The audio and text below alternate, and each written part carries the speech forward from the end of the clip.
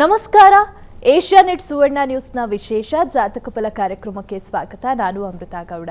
ಈ ದಿನದ ಜಾತಕ ಫಲ ಕಾರ್ಯಕ್ರಮದಲ್ಲಿ 12 ರಾಶಿಗಳ ಫಲಾಫಲ, ನೀವು ಕಳಿಸಿರುವಂತಹ ಸಂದೇಶಗಳಿಗೆ ಉತ್ತರ, ಪರಿಹಾರ, ಹಾಗೆ ಈ ದಿನ ಗುರುವಾರದ ಪಂಚಾಂಗದ ವಿಶೇಷತೆ ಹೇಗಿದೆ ಇದೆಲ್ಲವನ್ನ ತಿಳಿಸ್ಕೊಡೋಕೆ ಇವತ್ತಿನ ಕಾರ್ಯಕ್ರಮದಲ್ಲಿ ನಮ್ಮ ಜೊತೆ ಪ್ರಾಜ್ಞರಾದಂತಹ ಶ್ರೀಕಂಠ ಶಾಸ್ತ್ರಿಗಳಿದ್ದಾರೆ. ಬನ್ನಿ ಅವರನ್ನ ಕಾರ್ಯಕ್ರಮಕ್ಕೆ ಸ್ವಾಗತಿಸಿಕೊಳ್ಳೋಣ.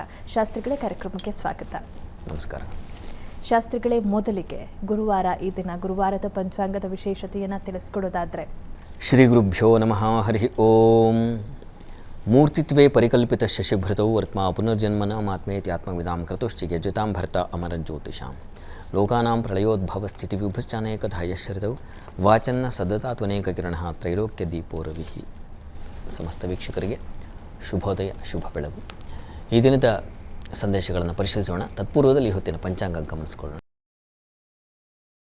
ಶ್ರೀ ಕ್ರೋಧಿನಾಮ ಸಂವತ್ಸರ, ಉತ್ತರಾಯಣ, ವಸಂತ ಋತು, ವೈಶಾಖ ಮಾಸ, ಶುಕ್ಲ ಪಕ್ಷವಾಗಿದೆ. ಈ ದಿವಸ ಗುರುವಾರವಾಗಿರ್ತಕ್ಕಂಥದ್ದು. ಅಷ್ಟಮಿ ತಿಥಿ, ಮಖಾ ನಕ್ಷತ್ರ. ಈ ದಿವಸ ಗುರುವಾರ. ಸಾಮಾನ್ಯವಾಗಿ ಗುರುವಾರ ಅಂದರೆ ನಾವೆಲ್ಲ ಸಾಮಾನ್ಯವಾಗಿ ಯಾವುದೋ ಒಂದು ಗುರು ಸನ್ನಿಧಾನಕ್ಕೆ ಹೋಗ್ತೀವಿ, ಗುರು ಸ್ಮರಣೆಯನ್ನು ಮಾಡ್ತೀವಿ, ಗುರು ಧ್ಯಾನ ಅದು ಮಾಡ್ತೀವಿ. ಗುರುವಷ್ಟಕ ಅಂತ ಒಂದಿದೆ. ನಾವು ಯಾವುದನ್ನು ಗುರುಸ್ತುತಿ ಅಂತ ಎಲ್ಲರೂ ಆಬಾಲವೃದ್ಧರು ಹೇಳ್ಕೊಳ್ತಾರೋ, ಗುರುರ್ ಬ್ರಹ್ಮ ಗುರುರ್ ವಿಷ್ಣು ಗುರುರ್ ದೇವೋ ಮಹೇಶ್ವರ ಗುರುರ್ ಸಾಕ್ಷಾತ್ ಪರಬ್ರಹ್ಮ ತಸ್ಮೈ ಶ್ರೀ ಗುರವೇ ನಮಃ. ಈ ಒಂದು ಮಂತ್ರವನ್ನು ಹೇಳಿ ದಿನವನ್ನು ಪ್ರಾರಂಭ ಸಾಮಾನ್ಯವಾಗಿ ಮಾಡ್ತಾರೆ.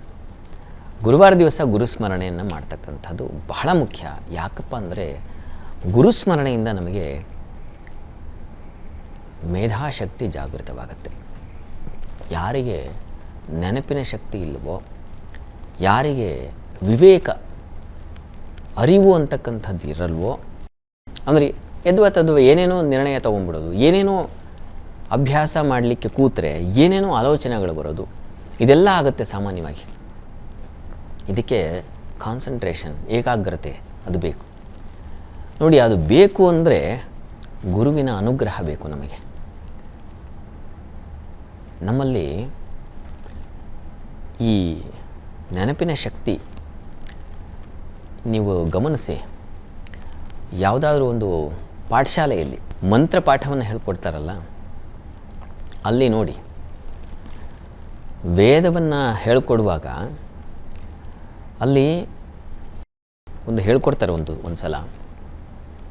ಆ ಮಂತ್ರವನ್ನು ವಿದ್ಯಾರ್ಥಿ ಆದವನು 2 ಬಾರಿ ಪುನರಾವರ್ತನೆ ಮಾಡಬೇಕು.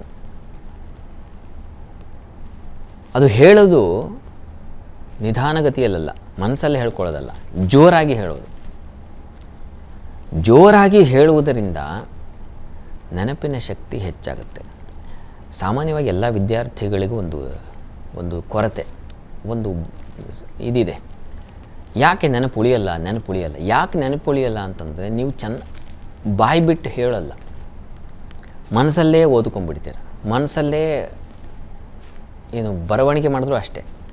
ಹಾಗಲ್ಲ, ಒಂದು ಸಲ ಬರೀಬೇಕು, ಬರೆದಿದ್ದನ್ನು ಗಟ್ಟಿಯಾಗಿ ಹೇಳಬೇಕು.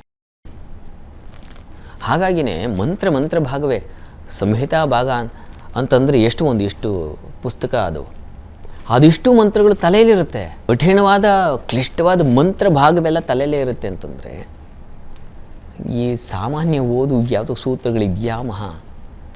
ಹೀಗಾಗಿ ಗಟ್ಟಿಯಾಗಿ ಓದೋದನ್ನು ಪ್ರಾರಂಭ ಮಾಡಿ, ಅದು ಗುರು ಸ್ಮರಣೆ ಮಾಡಿ, ಅದು ಇದಕ್ಕೆ ಪ್ರೇರಣೆಯಾಗುತ್ತೆ. ಆ ತರಂಗಗಳು, ಆ ಮಂತ್ರಗಳು, ಗುರುವಿನ ಪ್ರಾರ್ಥನೆಯ ಮಂತ್ರಗಳು ಇದಕ್ಕೆ ಸಹಕಾರಿಯಾಗುತ್ತೆ. ತನ್ಮೂಲಕ ನಿಮಗಿಂಥದ್ದೊಂದು ಜಾಗೃತ ಶಕ್ತಿ ಬರುತ್ತೆ.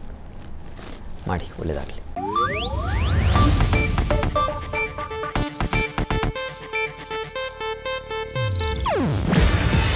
ಇದು ಏಷ್ಯಾನೆಟ್ ನ್ಯೂಸ್ ನೆಟ್ವರ್ಕ್ ಪ್ರಸ್ತುತಿ.